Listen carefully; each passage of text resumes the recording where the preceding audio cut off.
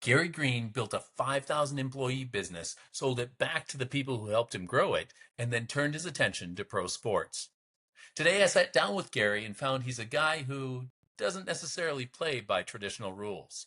We talked about how he scaled his company to become one of the largest privately held facility service companies in North America and why he exited that through an ESOP.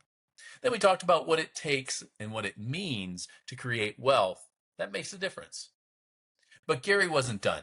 He's investing in athletes, launching tech to stop drink spiking, and he's turned Union Omaha into a community anchor, not just a soccer team.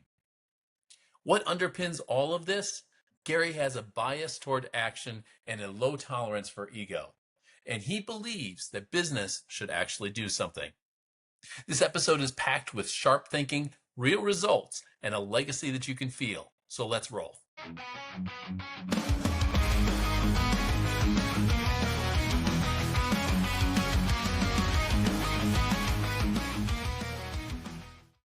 Welcome to Legacy Unscripted, sponsored by Progeny Coaching. This is the podcast where sports and business collide. I'm your host, Russ Katzman, and here we skip the fluff and get straight to the hustle. From athletes turned entrepreneurs to impact-driven business leaders, we'll dive into the wins, the lessons, and some of those failures that make our legacies worth living. Today, I'm happy to welcome Gary Green, CEO and managing partner of Line Sports. Gary, thanks for joining me. Oh, thanks for having me. It sounds like exciting beginning to your podcast and look forward to being part of it. No, I appreciate it. So, as we talked about before, it's just an open conversation. That's what the unscripted part is about. So, I know you're in a number of different ventures that Line Sports gets involved in. Give me an idea how you manage your time across such large ventures. Sure. I mean, just wake up every day and like any CEO, you create your own job description Yeah. and you got to be flexible and depending on what's needed that day. And, right now it's two ventures I'm involved with, the soccer team and in Omaha, the development, Yep. and another one that has to do with drink testing, which we haven't discussed before this, that is really exciting for me. All right. Give us the lowdown. Give us a minute or two on the drink testing then. Sure. We'll start with that. So, drink spiking is a huge problem worldwide. It's hard to know how often it happens because 90% of the cases do not get reported. Um, Usually within 24 hours, the drugs leave the system, and it's really hard to point the finger and really prosecute and figure out who did it. So, my partner in the UK is with his two kids at a family event. He was spiked for sport. Just somebody decided to do it. He was out for 6 hours. It's interesting. People treated it because they don't know. People treated it as if he was just a father who got way too drunk in front of Oh, his that's kids. nuts. Yeah, and when you go to a concert, and you see somebody that is just passed out, and somebody, you look at them, you're like, oh, they drank too much, they did too many drugs. There's a pretty decent chance that that person has been spiked, and I don't think we realize it. And I don't. It's a very misunderstood topic. I don't think people realize how important it is. If they did, there would have been a Bill Cosby moment in this country where people said, "Oh wow, this is a real problem." Yep. The same way there was a Harvey Weinstein moment where they recognized there was a real problem and they did something about it. So um, we're looking to take this market of need, the market that's expanding, and not based it just on product, but based it on education and information. So the London Police Force wants to partner with us for our data collection, Oh, and there are a ton of social media influencers who want to be involved, musicians, DJs, and we're just in the process of not just providing a product, but providing an education in the product, so it doesn't just turn into a parent buying the test for their kids yeah. and they stick it in their pocketbook just like they would stick like a little can of mace and never use it. We need to get into our 18 to 35-year-olds hands, um, with a program of education, with a program of social media influencers, people they look up to, saying, hey, use this is what I do to stay safe. And we need the right voice to be heard with them, and we need the right product, and the right product is something that can be done quickly at a bar or restaurant. not something that takes 5 minutes, and something that just changes the behavior of how we treat this and what we do. And and especially for women, this is a we call this a female facing mental health product, because for women Huh. that have the worst end of this, for women who um, get spiked and then Yep. raped, you know, their life, I mean, their life isn't over, but the trajectory of their life and the happiness of it, we've seen it dramatically shift in case after case of women that we're speaking to. Yeah, that's So terrific. And uh, when you talk about that and you compare it to sports, it's like, all right, sports is important, but this is more important. This is truly an impact investment that we could see immediate results from. well, and I think so. I talk to people with multiple companies occasionally, and a lot of times, um, what they'll have is a single company that is maybe fun or maybe important, but it turns some cash, and they use that cash to get their true purpose out there, and they start another Yeah. venture that really makes a difference. And maybe that's where we are with you. No, I think it's both. I think we have a company that's really going to do well and be profitable, and Yep. that's okay. It's okay. So that's impact investing, when you can invest in something that makes an impact, but also do well with it. I think this has the ability. I'll just put it. If you don't put it out there, it doesn't Put it happen. out there. I think this company has the ability to be half a unicorn. So there's just the market of competition is that poor, the Yep. need is that high, and the execution, I believe, will be that good that there's. I think this is a game changer for me personally, to make a difference, but also from a profit a value standpoint. Well, and I think you've touched on, I mean, you basically described a blue ocean from Blue Ocean Strategy, right? I mean, you've got a blue ocean. Here's the issue that we have when we get into blue oceans. And I see this from clients all the time. They say, I want to come out with something new. Nobody's doing this kind of thing or nobody's doing that kind of thing. And when I talk to them about it, we start talking about getting it out in front of people. They're like, well, yeah, I want to do that, but I've got to, perfect the product first. No, the education is number one, right? Because if you've got something brand new to the market that people haven't seen before, you have to educate your market. You have to spend a lot of time, a lot of energy, a lot of dollars getting the market to understand what it is that you're putting out there and why it's important for them. But we have a second version that's coming out too, and that'll be developed next year, which I can't really get into. But that'll be the game changer. That'll be right now. We have a better product, but not a non-existent product. And we just have to have better marketing and better execution. But what's coming out next year will really set the bar high, and we'll have a patent around it. That's terrific. So, without getting any more into the need of that, talk to me about why you like the idea of taking on new initiatives. What's driving you to consistently be kind of reinventing yourself, reinventing what you're doing? Sure, I'm better in a creation mode than a maintenance mode, and I like to create. I like to build up. Um, my cleaning company and building maintenance company that I just sold, I created it. I built it up from 0 to 5,000 employees from 92 to 2009. Um, and then from 2009 to 2021, it's hard when you have that much business that quickly and you own that much market share. It's hard to grow because you've grown so quickly. There's not that much more market share to grab. To me, the tri-state area for building and maintenance, it's a hands-on business. To go to another area and kind of run it, spread you thin on the quality you can deliver for the clients in front of you, customers in front of you, and to subcontract it out. You're making a margin, but you're also trusting your relationships with somebody else. And if the client sees that somebody else doing all the work and the subcontractors, let's say, not completely honest, they could steal that from you. So, we cleaned City Field. We added City Field and Yankee Stadium the same year. It was too much to do in one year, but I'm a Met fan. We loved City Field. We did the And security. you're I a mean, Met fan, and you still said the words Yankee Stadium. yeah, That's I kind of know. funny. I didn't like that job. We cleaned the Empire State Building.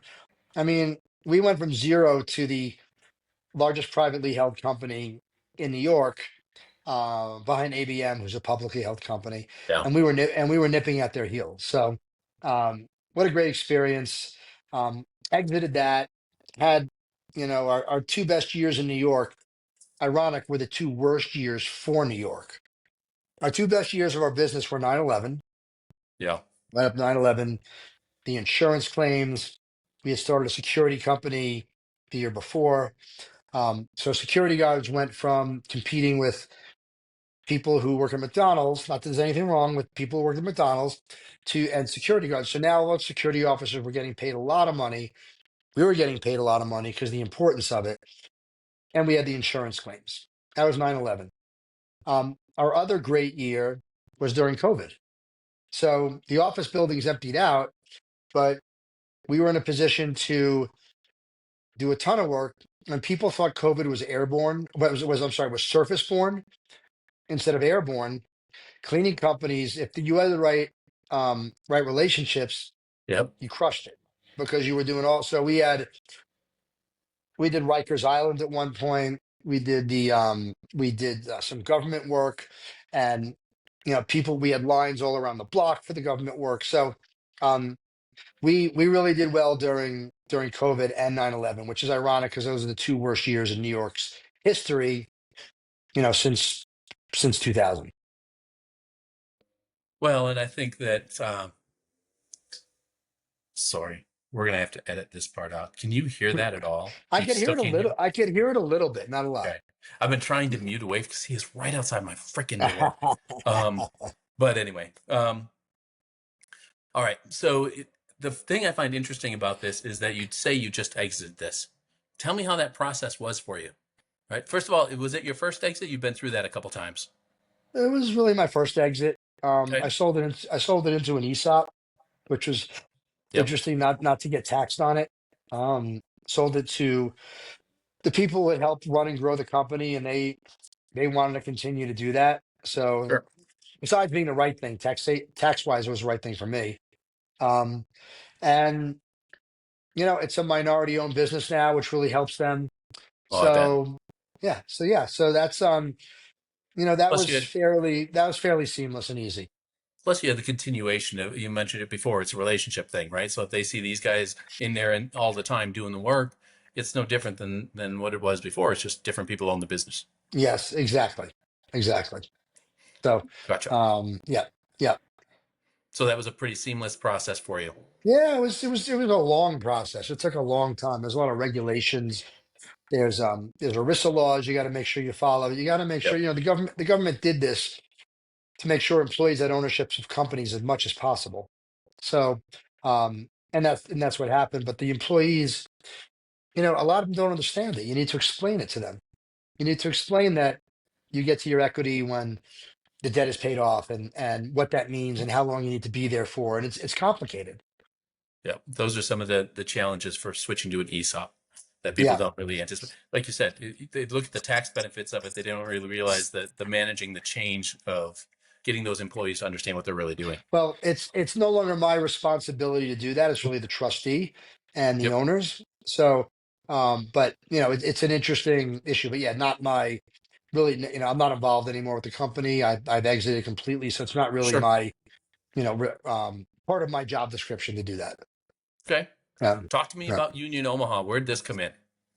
Yeah. So Union Omaha. So we owned a baseball team in Omaha, Nebraska that we had bought from Warren Buffett back in Yep. 2012. And somebody came to us to start a soccer franchise. We are the minor league operators of Omaha, the best at it.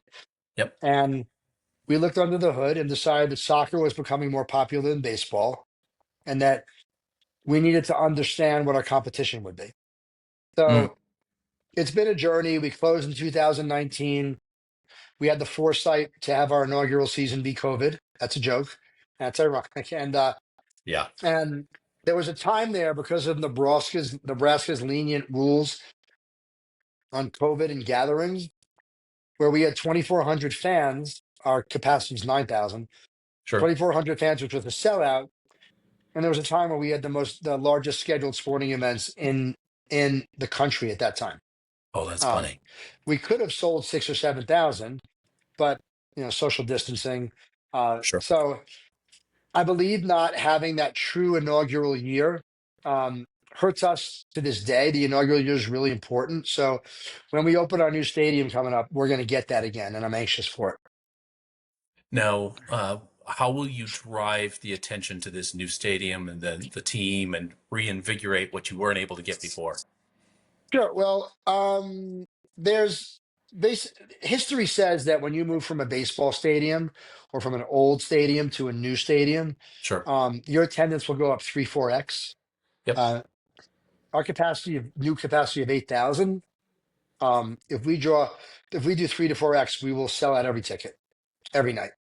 And soccer, the business, really the sports business, but soccer, you cannot break even if you have to pay, house, and feed the players if you're renting 20 dates from another venue.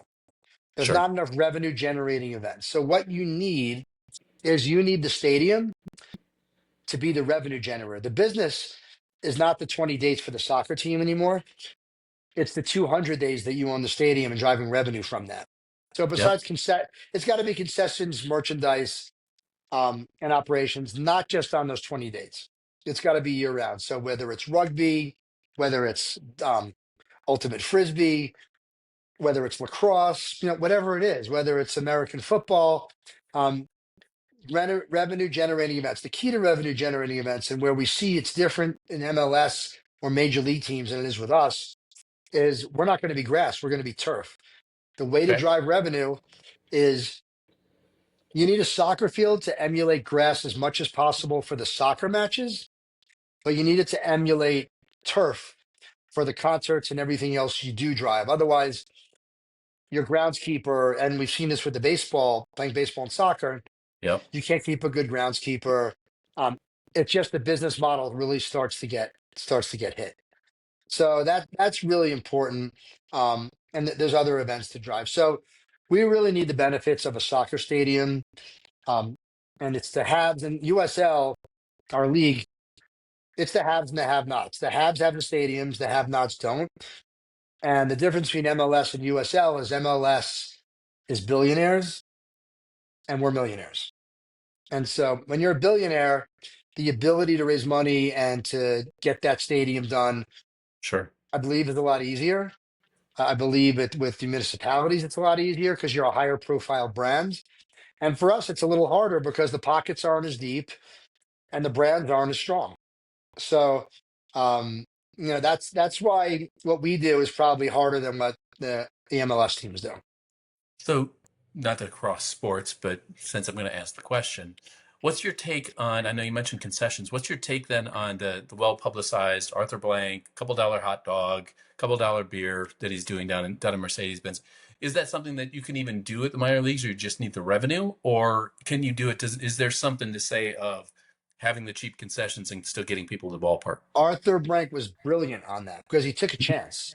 Yeah. And the chance was, I do this and it doesn't make a difference in attendance and doesn't move the needle. And now I've given it up and it's hard to rise everything back up.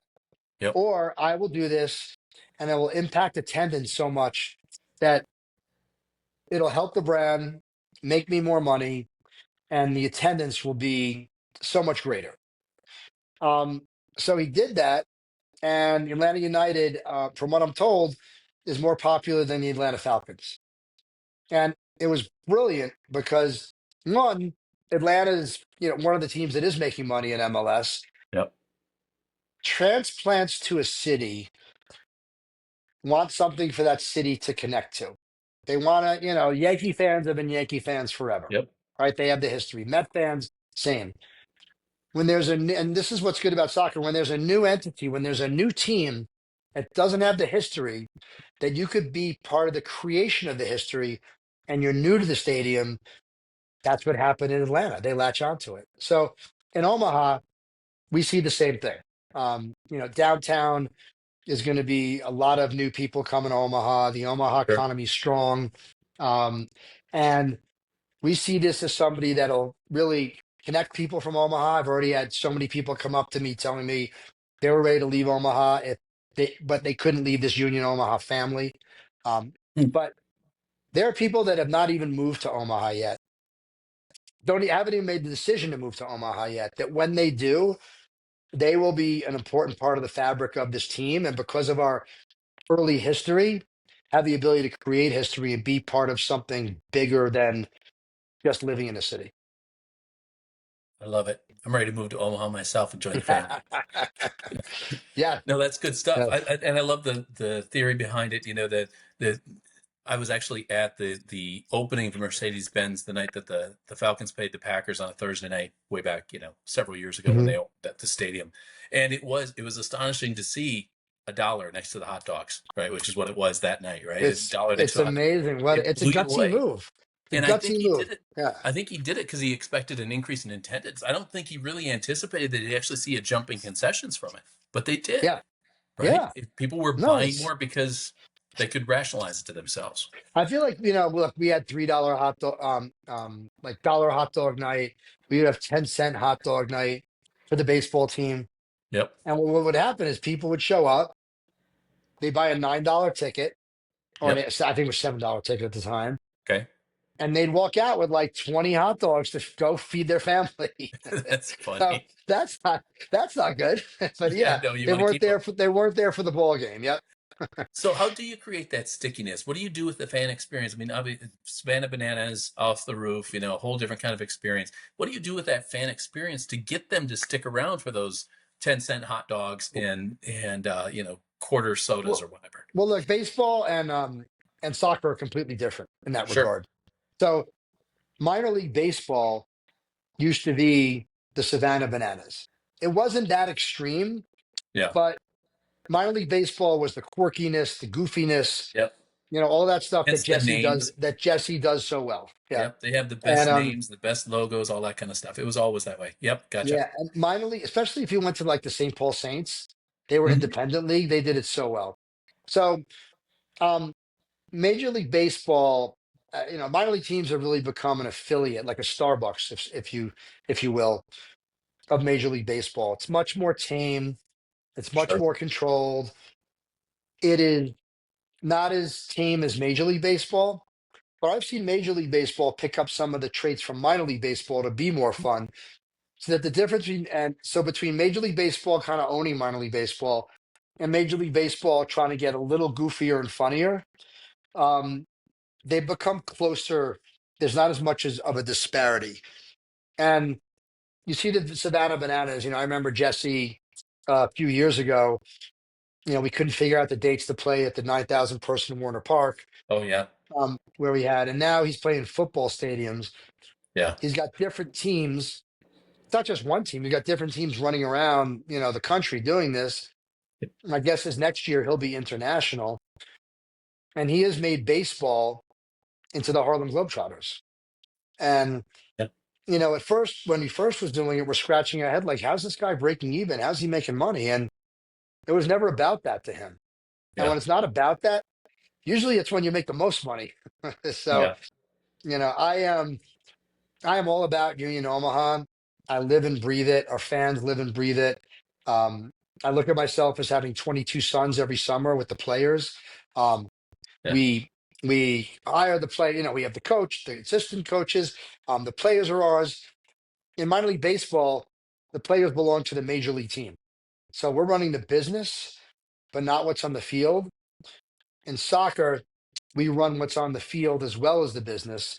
And excuse me, I'm proud to say that Union Omaha, since its inception, is one of the top three teams, winning wise, performance wise, top three teams in North American men's professional soccer.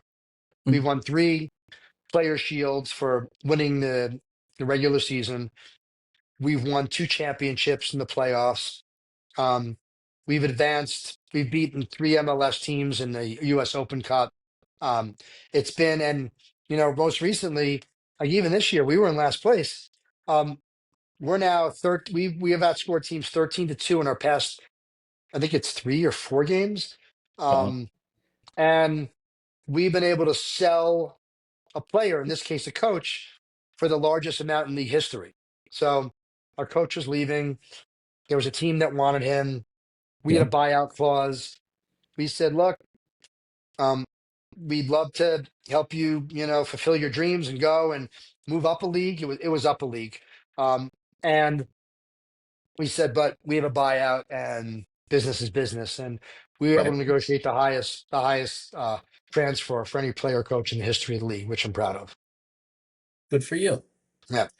So we talked a little bit about that business, and I've got a couple more business questions I want to get to before we wrap up. But um, I want to come back to this this stickiness with the fans a little bit, right? Hmm. Which of those things is more important? You talk about the winning, which is great. We talk about the fan experience, which is here. We talk about the concessions. How do you balance those few things together, and know how to get your team focused on the right things to drive the value of that bit of that team up?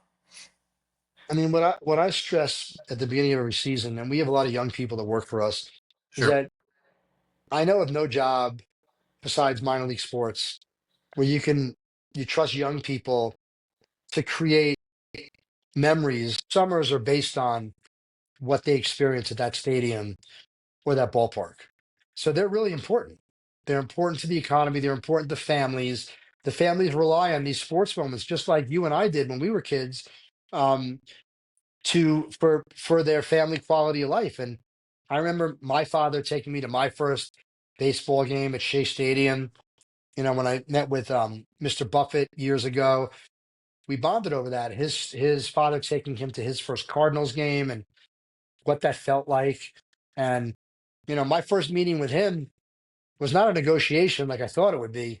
My first meeting with him was talking about baseball for almost 2 hours. Oh wow. Him standing up at the end of 2 hours, taking out his hand and said, "I'll sell you the team. I just needed to make sure you love the game and just weren't here for the business." And I passed the Buffett test, I guess. That's an interesting test, and I I can't imagine that being anywhere else or with hardly anybody else, right? Oh You know, yeah, let's just talk baseball. Oh yeah, I'm ready to sell you the team. But it's that search for passion for what he grew, or what they grew as a team, for that team.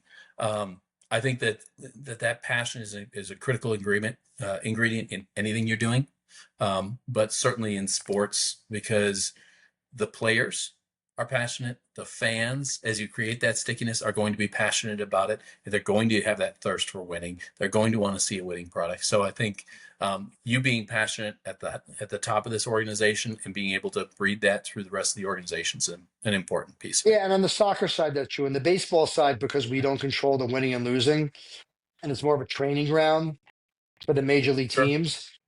It's about creating the off the field experience so that the ultimate in baseball, you've entertained them well when they walk out of the game and they don't know that they don't remember the score of the game. And if Yeah. you're doing your job well, they don't know who was ahead or who won the game. That means you're entertaining them so much off the field that um, they don't remember that stuff. It's interesting you say that, because I'm thinking back over a couple minor league games I've had over the various places I've lived, and I don't know that I ever really did care about how they lived. I'll tell you that we went to the Memphis Redbirds when we lived in Memphis. The the nachos that they had there, I would have them twice a game. With big, massive thing catered by Yeah, Rendezvous. Oh man, but that was part of the experience, right? And yeah, I forget, I paid yeah. $6-7 for that thing, but I get one at the start, I get one during the seventh inning stretch. But that was the experience, right? That's a And lot I of couldn't tell you that's a who. lot of that's a lot of nachos. It's a lot of nachos, and it was well worth it, believe me. And I go hungry. But again, that kind of going back to the concessions, you get people to go hungry because you have something there that they're going to come for, as Yeah, opposed to trying to justify, oh, can I really pay $15 for a beer? No, I'll just sit and drink in the parking lot before I go walking in, yeah, right? And we yeah. don't want that either. So, But all right, soccer before we. soccer matches, you need to win. It helps to win. Let's put it that way. Oh, it's interesting. Is that a component of the game, or is that a component of people still trying to come to soccer as a sport? Winning and losing is more important because we control the winning and losing. Okay. It's the players on a soccer team. If I'm doing my job right and the team is doing their job right, they should be getting taken out to dinner by the fans every week Hmm. because they're part of the community. They love these guys. We have guys that won championships that are folk heroes that you'll never hear of. Oh, That that's fun. won't. Maybe they'll go to the AAA level of soccer, Yeah. but But in they. Omaha, they don't buy a dinner for the rest of their And life. you know what? I can tell you that some of these players their greatest sports moments ever Yeah. will have come from the three player shields and the two championships we've won over the past 6 years. Um, I know that'll be their best. And so, and we have a certain culture that is key to winning. Sure. The culture is a couple things. Make sure as many of the players as possible live under the same roof in an apartment complex. Just Okay. like a fraternity. Yep. Spend the most money on food so that we know what's going into their body. Yes, we have the choice to give them stipends, but we don't know like what are they eating with that? What are they doing with that? If Right. they need the money, are they even eating? So I want to make sure we give them as much food as possible and control that. And then every season that starts, I'll say, look, you're athletes, you're soccer players. I'm an owner, but I haven't done my job right. If you don't walk out of here today, a better person at the end of the season, then we've done our job right. May not win every game, and we may not win a championship, but you're people first, and I will always treat you that way, and so will this organization. And if you're young, if you're a boy, it's our job to take you change you into a man. If you're a man, it's our job to make you into a champion. So it's a little corny. It's a lot corny, but I feel like as an owner, I can't play. I was never good enough to play any of these sports, Yeah. but I want to win. I want to win, and I'm going to do whatever I can so that our players in the field can execute better, whether it's health and nutrition or whether it's knowing their individuals first and players second. Well, I think the beauty and the soundbite from the last 3 minutes is going to be tremendous. I think the beautiful Yeah. part about even that corny phrase is it's something that you can rally your team around, the business people that help make this happen, not just the guys on the field, but everybody from the coaches to the administrators to the ticket sales to our job is to make these individuals from a boy to a man or a man to a champion. They Yeah. can rally around that. That becomes the values that we withhold. And every decision we make is, are we making these guys into champions? Are we making these boys into men? Are we doing the Yeah. things that serve them as much as serving the I organization? want them to have that moment. I want them to have that moment. I tell them this season is a movie script. Think of it as a script. You're gonna write it. How do you want to write it? How do you want to write the opening? How do you want to write the middle? And what do you want your ending to be? And Nice. so, and I just love movies. And my son taught me that. He's a film major and he graduated from film school. And he said every good movie, the main character needs to walk out a better person from when they walked in. That's the key to a good movie. I like it. Yeah. So before I let you wrap, because we want everybody coming out of this podcast to be a better person than they were before they started listening. That's your goal now. That's our goal, and it really was the entire purpose is to get individuals that are leaders in sports to kind of share their lessons for the next Hmm. generation. Let's Yeah. take us back to the young Gary Green. What are the top two or three things you tell him about running a business that he didn't know when he started? Yeah. Um, always, always hire somebody better than you. Figure out what your weakness is. Hire somebody better than you for that role, and pay them above market so that your competitor can't steal them. Number one. Nice. Mhm. Number two, your employees will spend more time with you than they will their families. You need to make sure that they are excited about their job on most days. They love their job on most days. And so they can go back and tell their wives and their kids or their husbands, I work at the best place. I'm proud of where I work. I work for somebody who really cares about me. And if you give people that, good things will happen. I like it. Yeah, Well, Gary, I appreciate you jumping on with us. my Anything that I pleasure. haven't asked that you'd love to share with the group? Um, no, I mean, you've asked some great questions. Even got into, my meetings with Mr. Buffett, which I feel like is Yep, a key part um, of my story, which we could probably talk about for 3 hours. we could. And what I pull from that and what I tell everybody is that that man, if that man could be as humble as he is, and he is everything he's built for, then there's not should be a single day on this planet where arrogance enters my body. And that's where I really pulled from. from dealing with Mr. Buffett, and he introduced me at a press conference. He doesn't do that for anybody. Mhm. I asked him to introduce me at the press conference. It was a 100-degree day. He was there 30 minutes early outside. I showed up 15 minutes early. I was like, damn, I should have shown up 45 minutes early. And Yeah. in a very Midwest way, he introduced me like he knew me his whole life. That was special. That was very special. And the Midwest, the Midwest is, I don't think people on either coast realize how special the Midwest is. Yep. And for all the sharp elbows I've dealt with in New York, this was an extra nice stage of my career where I could really enjoy people who were like-minded to me. Yeah. That's just awesome. Thank It's you. just awesome that Thank you. that the story, the journey. I appreciate you sharing it with us. Yeah, thank you. Thanks for having me, and good luck with the podcast. Thank you. So that's a wrap for this episode of Legacy Unscripted. If today's conversation sparked something in you, don't just let it sit. Take action today to build your future.